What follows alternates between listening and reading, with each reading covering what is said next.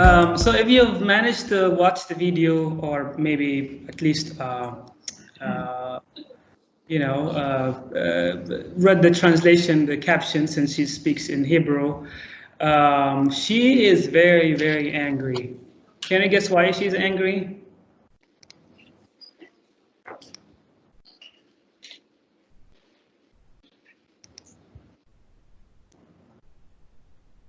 Right. Yeah. It's been a viral video for a while, but basically she's frustrated. Yes. Yeah. With all the sudden transition to online learning, or distance learning in this case, and how it's been a very, very frustrating experience. And basically she wants this to change or to stop, really.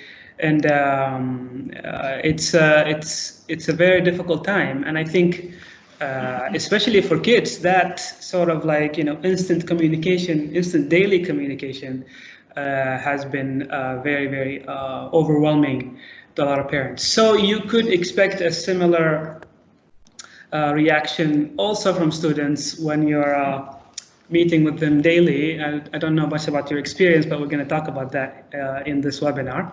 So basically, I'm going to go over some general principles of online teaching. Definitely one webinar is not enough, but I'm going to be at least trying to cover the basics and get you started, and hopefully inspire you to think about more effective ways to reach out to students and, of course, achieve your goals and objectives and so on. First things first, we need to clarify a few things. So when we talk about remote learning, online learning, distance learning, are they all the same? Do they have the same definition? Do they have the same meaning? Well, a lot of scholars in this field, basically, they say it's not the same. So you could argue that all online education is remote learning, but not all remote learning is online education. And what we mean by that is really the fact that remote learning, or specifically during the COVID-19, it emerged as a terminology called emergency remote teaching, or ERT. It's basically unplanned, fast, rapid transition to teaching on the internet, and this comes with its own caveats and its own issues. We haven't planned this enough. We haven't prepared our materials to be put on the internet for students. We don't know if the students want to do this, whether they have the option or not. And it's been, because of this, a bit problematic. So when we talk about online learning, we're probably trying to do or to fix a lot of the issues that go with remote learning. And so when we say online learning, then we intentionally employing technology to to act as a medium for us to to teach and receive students' feedback and communicate with them and so on. And so that's an important distinction when we talk about online learning. And so I will basically be going over a few important aspects of online learning, or online teaching and learning, and how we can really exploit all of the capabilities and all of the advantages that come with online learning. So we're going to be covering stuff about teaching, communication, assessment, and accessibility. So before I dig deeper, I want people to participate in this short discussion, just with your own experience, probably reflecting on the previous experience from last semester when you transferred to remote learning. So think about I have a couple of questions, or 3 questions really.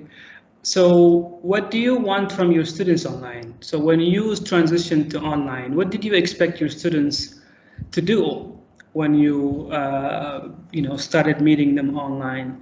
You can just put your answers or your ideas in the chat.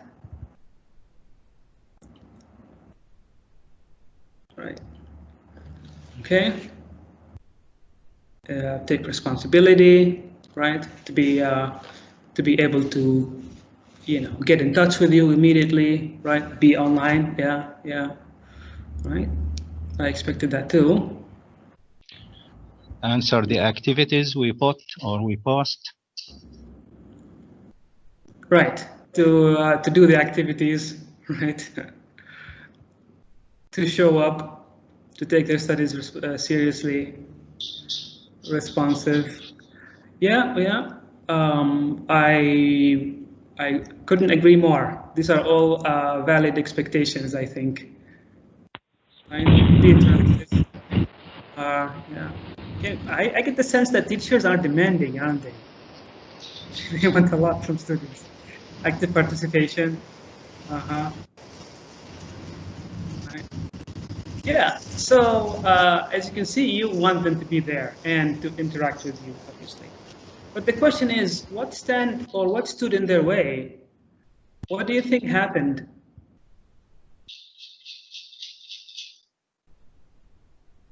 Right. So you want all this stuff from them, but what do you think happened? Probably you faced issues. What stood in their way, or in your way? Technical Do you issues. mean in general? Do you mean in general technical issues? Yeah. So I mean, you had expectations, right, from your students when you moved online, but probably some of this stuff did not happen. So what do you think stood in your way? Some people talked about communication, so maybe that did not happen, or interactivity between you and the students, but maybe that did not happen as you expected. What are some of the reasons? I could see here some of them were afraid of your experience. Some of them, hold on. They should have internet services at home. This is the most important thing. Some of them didn't have internet access. Yes, some of them, they don't have laptops. Right, some of them didn't show up. Internet availability, mind block, I like that one.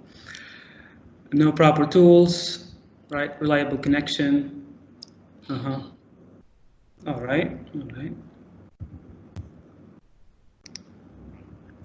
Can you still see my screen? Yeah. Just to double check. The third question, have you considered the change of atmosphere as an excuse?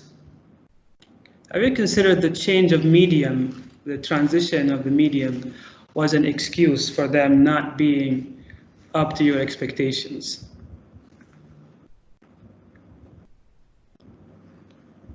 Right. There should be an excuse for them. There should be an excuse. I mean, they're human beings, because, so they must have some reason behind their actions, right?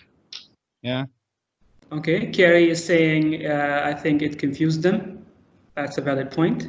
Vacation mode, right? I prefer not to use the term, they don't want to do anything or they're just careless. All of us can be careless at one point, right? It's sometimes the motivation, right? So motivation can be an issue. The issue of the pandemic, being at home, something new for them. Right, so all of these are important issues that we really need to consider when we talk about the shift to online. I think you also mentioned some other excuses, including, the situation and lack of communication. The students might have a difficulty understanding what you're trying to say, right? Yeah, I think a lot of you have very valid issues here. Some of them prefer face-to-face, right? They can't still comprehend the transition and so on.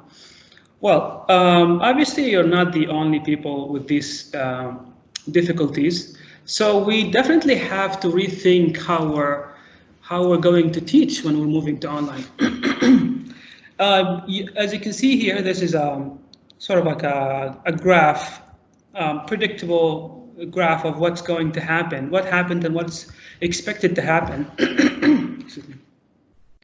And so when we started off, we had this rapid transition to remote learning and teaching, and a lot of schools just in 3 to 4 weeks basically jumped into all these collaboration platforms like Zoom, like Microsoft Teams, like Google Meet.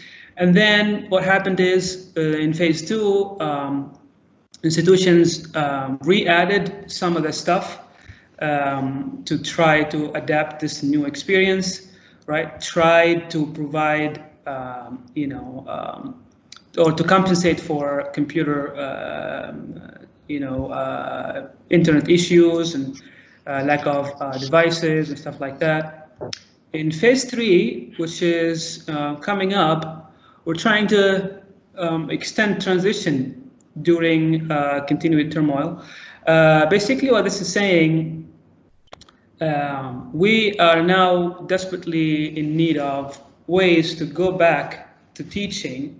So it's like we're going back to our desks and looking back at what we did, what is supposed to happen, and we don't want to lose momentum, so to speak. And we want students to get back, although the pandemic is not really over, but we expect to reach phase 4, which is the new semester, or by the end of the year, where we really need to embrace this new normal. And what this means really is going away from remote learning and moving into planned, prepared online teaching and learning. And when we talk about that, then we really talk about, we go back to our textbook and materials and we prepare them for online learning. And obviously, probably you are familiar with, you might agree with this other statistic here when people say that 65% of people said they've had their video calls cut, freeze, or disconnect. So what happened is that we were meeting the students daily, probably from the morning till the afternoon. And we haven't thought about whether students actually are receiving this in the quality that we expect them to have if they are in a classroom, or if their internet was, up to that task. And so, obviously there's an obvious breakdown of communication here if the student is not able to maintain an instant connection. Till night as well. I could imagine. But yeah, basically there are actual issues, whether it's for students or even from those working from home. And so this drives us to rethink teaching in a way that will enable us to have workarounds around all these internet and technical issues. And of course, what we're doing really, or what we have been doing, is something called synchronous communication or synchronous teaching. And when we talk about synchronous and asynchronous, then we kind of trying to define our way of teaching, so to speak. And I have a small table here just to show you the difference between the two. So when we talk about synchronous, it's at the same time, everybody is in the same place, same time, same link, right? And usually it's about live sessions, video calls, voice calls, etc. As you can see, this is sort of like trying to replicate what happens in a classroom. But this has some drawbacks. Although we can probably have a good, deeper dive into content, we can address emotional, social issues and learning needs of students, we are losing on accessibility issues. Some students might not hear you well, some of them cannot see the slides very well, some of them might have constant internet connection timeouts. So they have lost a big chunk of what they're trying to tell them. And there's also this term that came out, surfaced lately, is the Zoom fatigue. Basically, students or people in meetings are just exhausted from all these meetings, and as if they have attended physically, and they tend to exert a lot of effort because they have to maintain attention and stuff like that. So the other side will be asynchronous instruction, where you really don't have to have a specific time, but you're giving them a space. And so we're talking about discussions, asynchronous discussions, giving them assignments and they wait for their response, giving them a question and wait for their response, and quizzes, of course. And what this does is actually, right, Zoom fatigue and WhatsApp fatigue, sure. So what this does is really it provides the students with a chance to self-pace, provides them with a chance to receive individualized feedback. They can know exactly what wrong they're doing compared to other people, right? When you are in a class, it's always difficult to maintain, to talk to each student individually, obviously. So, you can compensate for that when you're doing asynchronous instruction. Of course, even asynchronous instruction has some drawbacks. There's a lack of immediacy. If the student does something in the quiz, they will have to wait for your feedback after you look at it, right? And some researchers are saying that this can induce isolation because they're working on their own from a distance. There might be issues of am I doing the correct thing? Am I doing the wrong? What am I doing, right? A lot of research, though, is pointing out to the fact that maybe we should try to decrease the amount of synchronous contact on instruction and increase the amount of asynchronous instruction. So in this way, we can basically try to give basic instruction asynchronously, provide multimedia content, provide them with quizzes and stuff like that. We'll talk about the type of instruction you can give, and leave the synchronous time for immediate high priority questions that could come from students. Right, this is similar to the concept of flipped classroom, right? Flipped classroom can even work in a normal face-to-face setting, right? While relying a lot on asynchronous, of course. So yeah, basically this will give students a chance to actually cope up with the material, and then you come back on the synchronous and they are eager to ask you important questions. And also, of course, you follow up with students who maybe did not do the assignment, were absent for some reason, or they actually had genuine reasons, and they tell you about them in the synchronous. So you are constantly getting feedback from both of these mediums, from synchronous and from asynchronous. This might lead to better performance or better expectations from the students as well. All right. Yeah, I agree with your comments. A lot of video calls can lead to eye strain and body fatigue and stuff like that. Yeah, the percentage you need to think about that, but I think a weekly session or two sessions per week will probably be enough for synchronous, while the remaining of the time could be divided or devoted to asynchronous instruction. All right. Of course, what comes along with this is, of course, the assessments.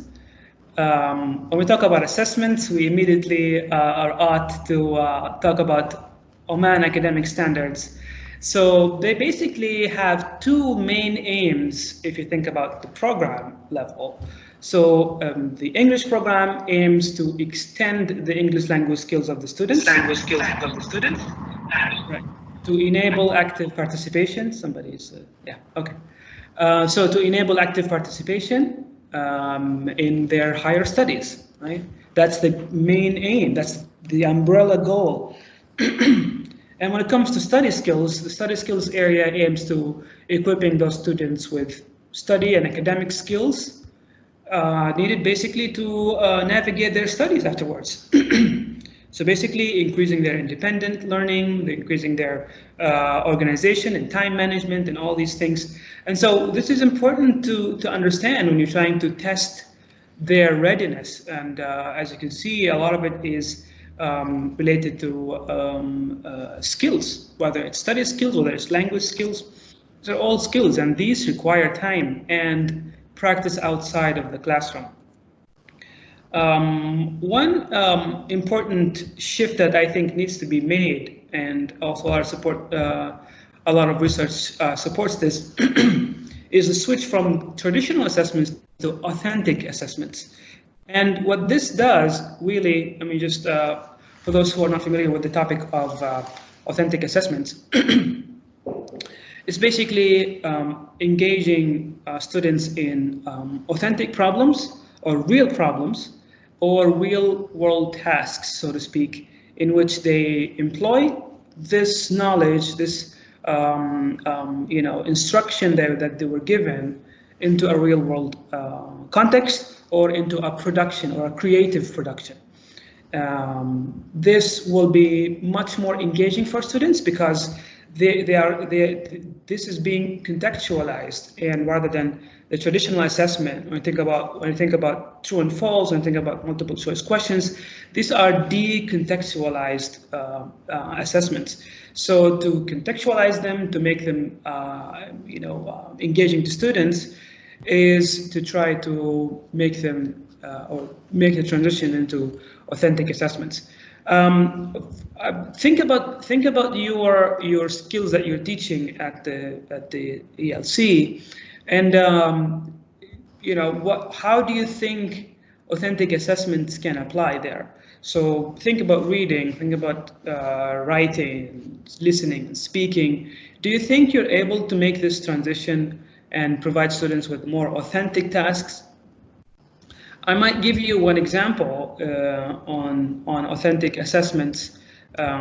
So, for example, you taught them how to use, or they're required to know how to use a description, or learning how to write a descriptive paragraph, for example. So instead of giving them, a task, just like an abstract task, or describe this picture or describe this black and white paper with a drawing on it, try to make it personal to them. For example, describe your experience when you started coronavirus, for example. Describe your childhood, right? And personalize it is something that would allow the students to, maybe without them thinking even, produce something genuine, then that actually will reduce the amount of cheating as well, right? Definitely other approaches would be like what Luis is saying, inquiry-based learning, task-based learning. These are all could lead to a lot of authentic assessment examples. So going away from multiple choice and true false and moving more into open-ended questions is also another way of addressing the needs of the new medium, so to speak. But of course, this quote is actually from Grant Wiggins. He authored a book called Assessing Student Performance, and he talks in more detail about the different ways to basically address working with authentic tasks. Right. Right. Of course, this also applies to exams. So imagine a reading exam that doesn't really always focus on true, false, and multiple choice questions. There are other ways to combine different skills or to combine different learning outcomes and basically present them with a genuine task. An article from a newspaper in which we ask them about the main ideas and ask them to paraphrase what they're saying, ask them to reflect with their own opinion, and ask them to use the internet as well to answer the questions. Okay. Right. Critical thinking, problem-solving skills, of course, these are all important things that come with authentic assessments, and of course, which are required by the OAS standards. reaction, reflection. Journals is also a very valuable tool that you could use in almost all of the skills, right? Even math. Imagine even math and ICT, you can employ journals and reflections. Just find ways to make them produce content rather than just consuming content. Okay. Talking about content, so the other thing that you need to think about is content accessibility.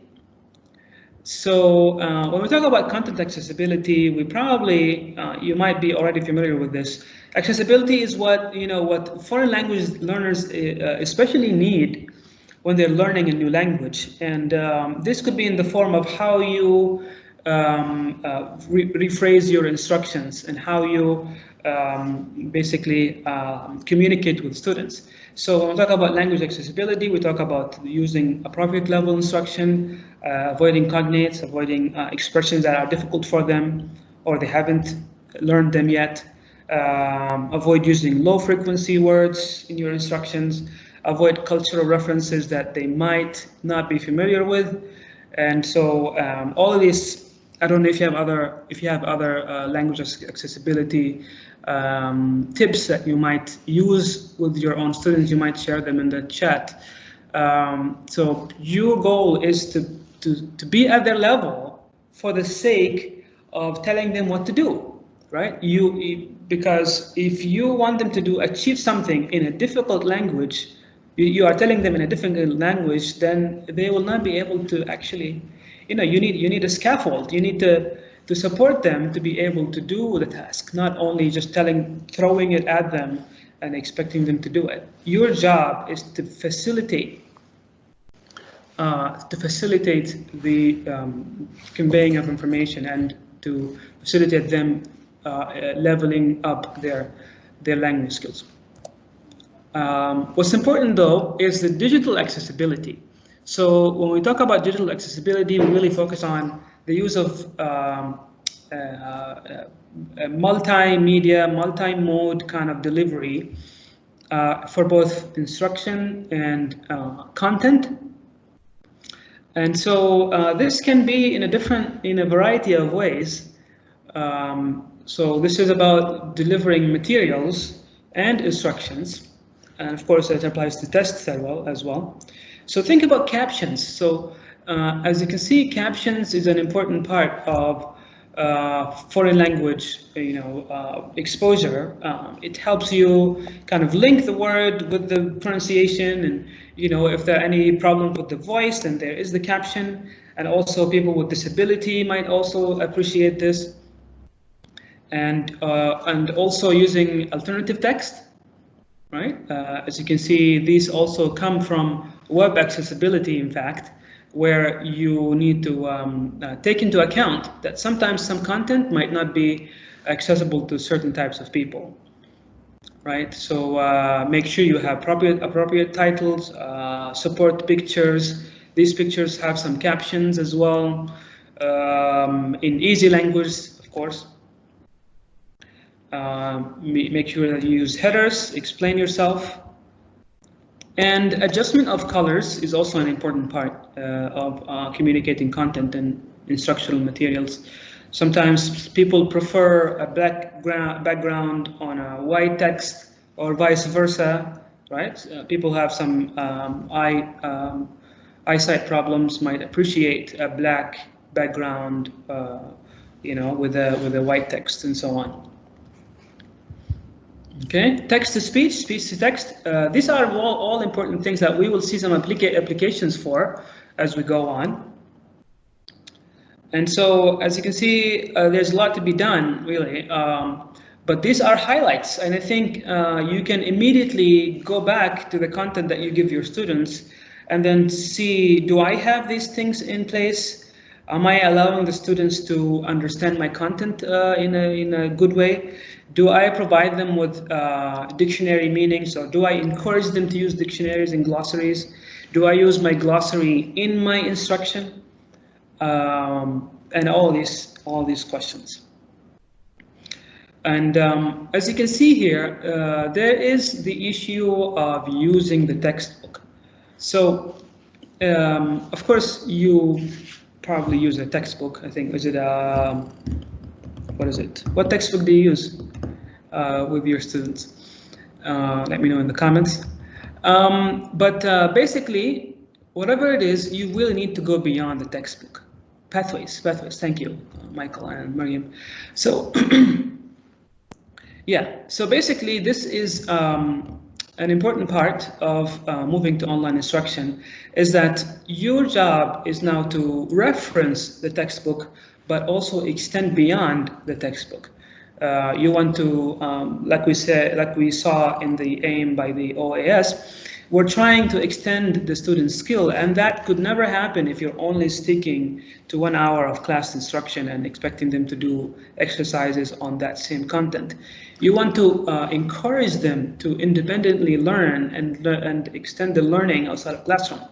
And of course, also allowing them to actively participate in that topic and express their opinion, and giving them a space to do the task over a period of time, and so on. And when I say extend the use of textbook, of course, I'm not telling you to go and ask for content that is not available at the college. There might be issues with that. Let's say we're our teachers, we just want to use existing resources. And I think at the Colleges of Technology, there are a few things available already. You have an e-learning infrastructure, you have Microsoft Teams, you have Moodle, you have a lot of other stuff there. So start with these. Don't ask for stuff that is not out there at your college, because this might delay your delivery anyways. It might take time when it comes to making decisions at the admin level. But of course, if exploiting the textbooks, exploiting any slideshows you've made or your colleagues have made as well. Assessments, use your current assessment. If you need to revise them, of course, you can revise them. Converting them into authentic assessments can start from there. Employing any library or e-learning or e-resources that you have at the library, and local community resources. Thinking of newspapers, pamphlets, and any content that is delivered in English. Of course, I have reservations on English websites here, like the Times of Oman. You have to always revise and review the content before you give it to students due to grammatical catastrophes. But anyways,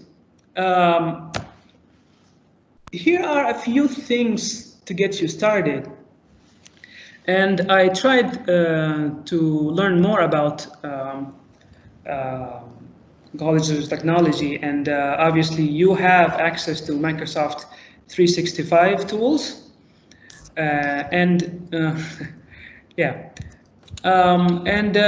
basically you have these tools, mostly part of Microsoft actually, basically in the sense that they actually acquired the company, or you can sign up using your Microsoft account. So this makes it easier to use these applications. Let me know in the comments if you used any of these apps already, or if you know what they're about. And here at the bottom, I said and/or a learning management system like Moodle. Right. So why did I add Moodle here? Well, because Moodle is an actual platform for managing learning and content. Unfortunately, when we talk about Microsoft Teams, Google Classroom, and all these free tools are actually collaboration platforms. They're not specifically going to replace the need for a learning management system or content management system. Now, how do these two apps really try to exist? So Microsoft Teams, Google Classroom, they try to integrate their functionalities into learning management system and into other websites so that they could be used by educators and students, right? Okay, let's get an overview a little bit, and this overview will be based on this concept that we talked about already. So these tools can help you plan and organize instructional content. They can help you extend learning and encourage self-study, to help support student learning by organizing relevant content, allow students to create, making portfolios, making evidence for learning as well, provide rich multimedia resources, hopefully increasing motivation, feedback and assessment, and also basically collaborating to create content.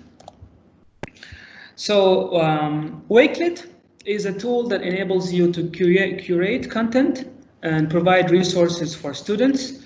Edpuzzle is a place where you can embed questions into videos. Okay, and of course, Microsoft 365 has a lot of tools already that will cover a lot of the stuff that these websites do, but definitely will not be enough on its own. But understanding what it can do can also help. I'm not going to get into much details. I'm going to show you a few things, applications of these, but I'm not going to go into much detail, just to allow for questions and stuff like that. So probably I'm going to skip Screencast-O-Matic because most of you probably know this one. Microsoft Teams and other Microsoft tools like OneNote, like Forms, like Sway are also excellent tools. Flipgrid is a video collaboration site or video centered site where you can assign students to record a video and they share it with the rest of the class. It's also available as a mobile application. Quizzes is a platform for interactive quizzes. Okay. Okay, just looking at the comments.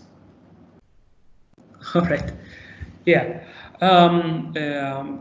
I've used all of these tools. They're great tools. But let's see how each of these actually covers the ideas that we talked about. So Wakelet, like we said, is a curation tool. I want to quickly show you Wakelet.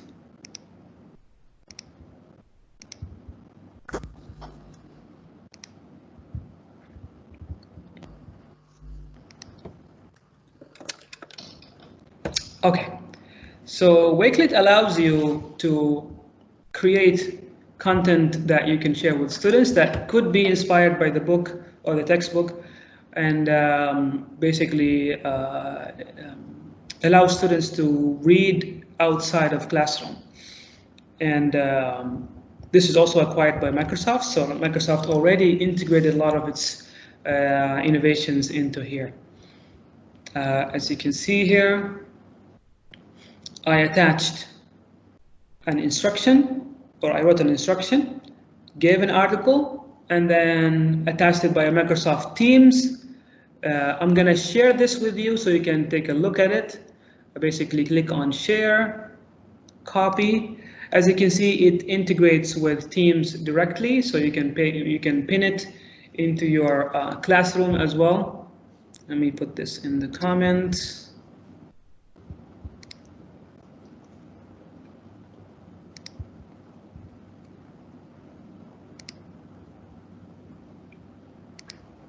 Okay, waiting for it.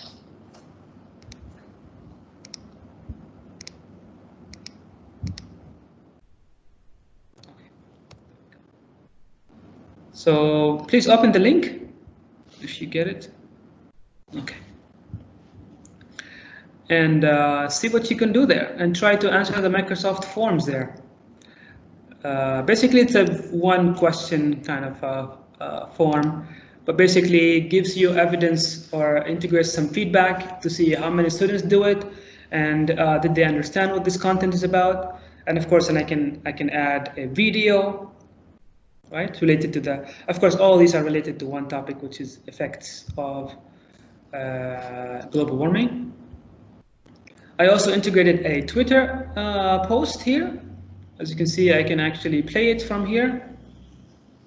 And then I can answer a Microsoft form real quick. This is very intuitive to use though, and also very intuitive to edit.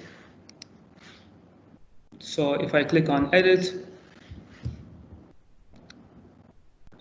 basically adding a cover page and clicking on the plus to add a variety of stuff if you like. Right, all these things can be added, and actually pasting the link will be enough here. Right, if you want to add text, you can put it here. Right, so this is sort of like, you know, out of class sort of access, if you like, so that the students can follow up with what they learned during, or, you know, part of their instructional material, so to speak. Talking about, of course, when you open it, let me know what you think and answer the quiz so I can see your result. Okay. An important part of what Microsoft integrated here is the digital accessibility features. We talked about digital accessibility, and as you can see, this is indicated by the book with the audio button here. If you can see that. So any text here will have that, right? Any text that you post will have that. Also, when you hover over the text, the website will be able to get you the content, the text content of the website, and ignore anything else. So when I click on the text there, something happened here. Sometimes some websites don't work. And it's also in beta here, but let's see if it can work. If it doesn't work, you just click on Visit Original. Again, this is sometimes it's the website that doesn't allow you to do it, but most of the text websites will be able to display this in a good way. This is totally free because it was acquired by Microsoft. So you can create unlimited widgets. You can do whatever you want to do with it. Another part of it is you can collaborate with students with this. So if I open the collaboration part of it, if I go to home, I have this one. So I'm going to ask you to, again, you know, in this case, I'm going to ask you to look at the question here and then insert a text below and contribute with an answer. Right, so you are going to get a link from me. I just go to invite and copy this link and post it on my Microsoft team as an assignment, or post it in a link in whatever platform I'm using.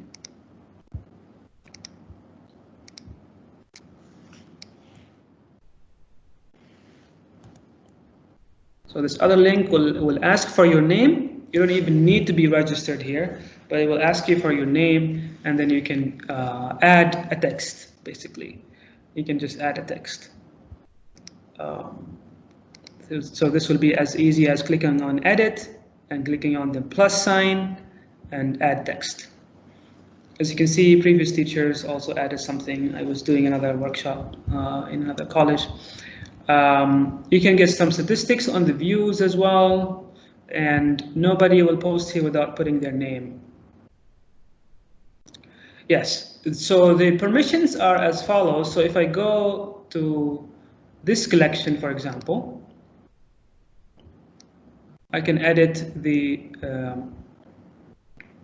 permissions. If I look at here, it says unlisted, right? If I want it to be public, anybody can see this, or only through my link, then I can put it like that. Usually I just use unlisted.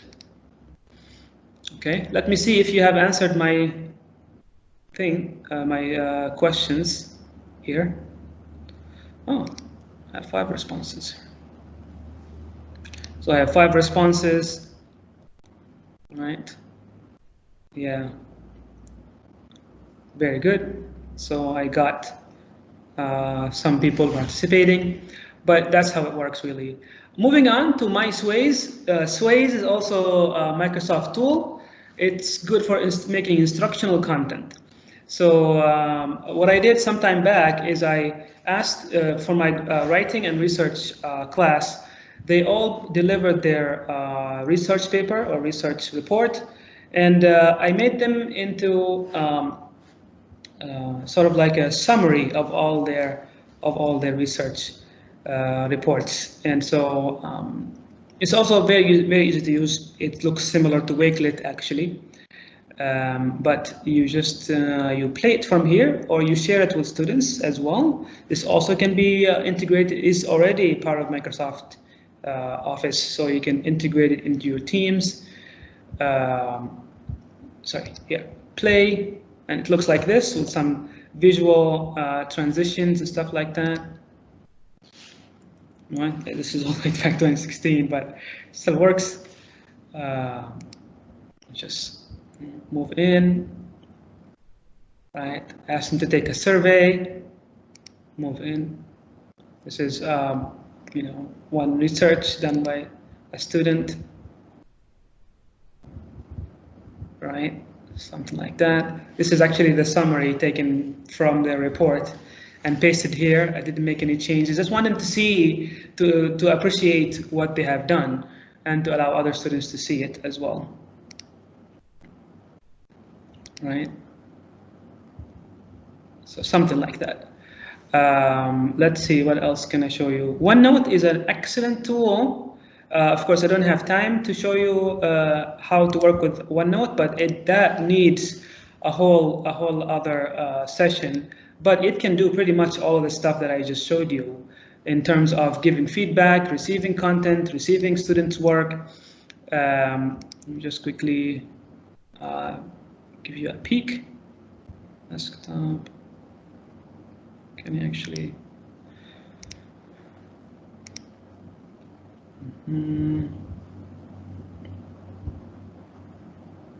Okay, no problem. All right. So in my listening, for example, I made them do a voice audio and give them feedback on it. As you can see here, students' work. You have to click on the plus button, and then you'll be able to add, carry. For reading, I gave them journals. So they do weekly journals. This is pre-COVID-19, obviously.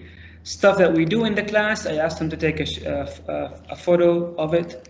Extra readings, I asked them to summarize out of class, and I give them a summary or a feedback on it, right? So it integrates well with class notebook that you have on Microsoft Teams as well.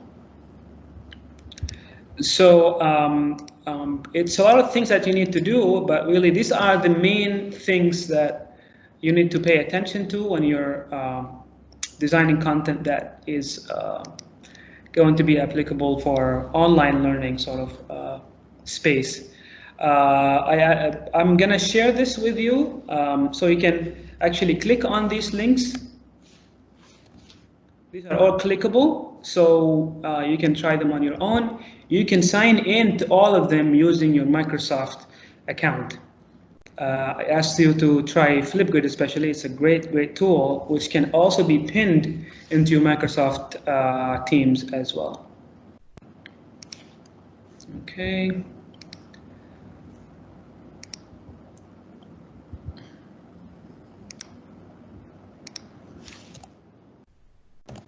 So that's really what I wanted to cover with you guys. These are my contacts if you wanted to, have any questions or have any suggestions or anything. I'm going to give you the link to the slides, and you can take a look at the presentation as well. Let me know if you have questions. Can we post a video, not only a link into content library in OneNote? Well, what OneNote will allow you to do is put the link, if it's from YouTube or Vimeo or all these streaming websites, it's going to give you a preview display of it. Let me show you how that looks like. Just quickly.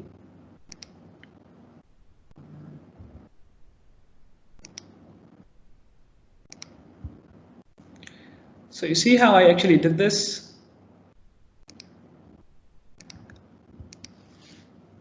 Right, so if I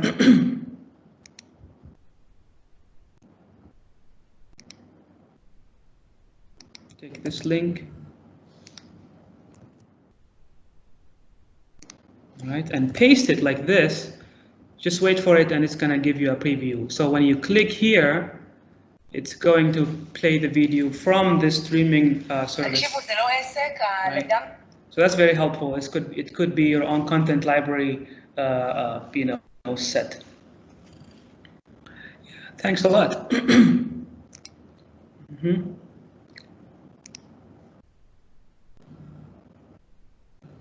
You're welcome.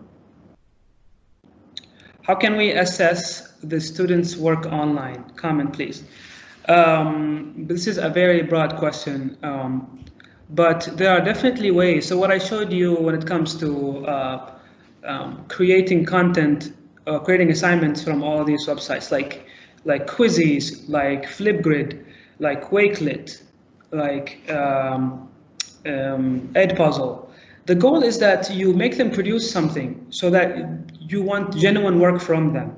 So, some arguments are about, can I get genuine answer from students? Of course you can. With the combination of synchronous and asynchronous, you get to know the student level. And if you make them comfortable enough, they're going to give you genuine answers, whether they're terrible or good. But definitely managing grades, though, it's something that, it's an upper level management decision. It's like, where are the grades going? Is it on Moodle? Is it on the SIS? Is it on the content, the college management system? That's another technical issue that we don't want to get into, but at least for your sake, you can definitely get answers from them. Hopefully I answered your question.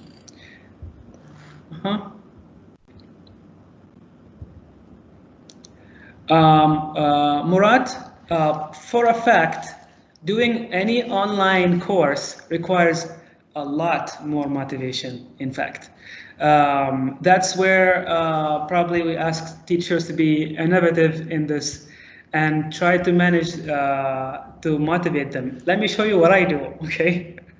Hopefully we have enough time. So let me show you, because my college actually uses Google infrastructure, so we have Google Classroom. And here's how my Google Classroom looks like. Okay, so imagine the topics as your channels, so to speak. Okay, so I use Flipgrid to create short video introductions, like so. So what they're going to see here is a nice, short video introducing them to the content in this week. This is all asynchronous. As you can see, the captions are basically enabled by default, and I'm on. All right, welcome everyone.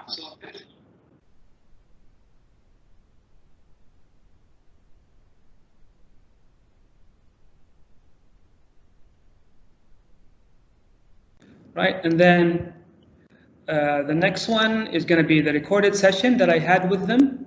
Usually the recorded session is about 1 hour.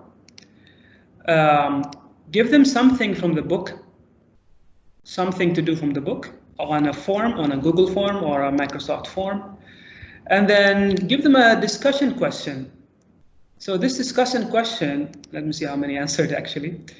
Discussion question allows them to engage genuinely in the content. We don't care about grammar here. We don't care about having correct full sentences, but I want them to participate, relating the topic that they have learned, and of course reading from other responses, because I told them that they need to make sure they read and reply to other students, right? And another task is something from Edpuzzle.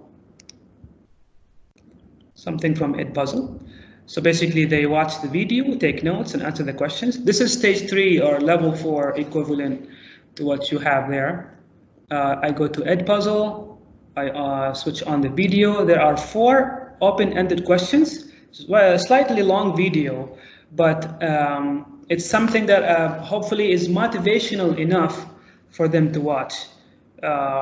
I tell them that just give your personal opinion. There's no right, wrong answers. So, for example, if you switch up to here. Oh, this is locked because I locked it. I want them to watch the whole thing and take notes. But yeah, anyways, the questions are about what did the person say? Can you summarize the idea he talked about? Do you agree with this? Something like that. Okay. So these are just a few ways of how you can handle asynchronous instruction and follow it up the next time you meet them online. Exactly. Actually, Mariam, actually, even the immersive reading tool is also available there. So if you go to the chat in your group, into the group chat or the Teams chat, if you hold on, let me just quickly show you here. Microsoft Teams. No, not this one.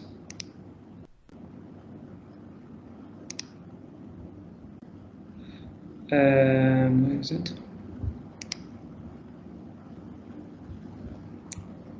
Okay, this one, I think. All right, I don't know, can't get a hold of it. But Teams, you go here, you click on Immersive Reader, and it's gonna give you some assisted tools. This is also available on Wakelet. You'll be able to change the font, the color, and even get translation features as well. Right, very, very rich experience. I think Microsoft really did a good job with this integration. It's in most of its tools, Word, the stuff that they got and stuff like that. But anyways, yeah, we won't finish. This takes forever. Thank you very much again. Okay, and hopefully you learned something today. Thank you very much, Mr. Mahmoud. I think I speak for everybody when I say that this has been a wonderfully informative webinar. May I remind everybody to please fill in the feedback forms after this session. Thank you, Mr. Mahmoud. We really Thanks a lot. this. Pleasure to join you guys. Bye-bye.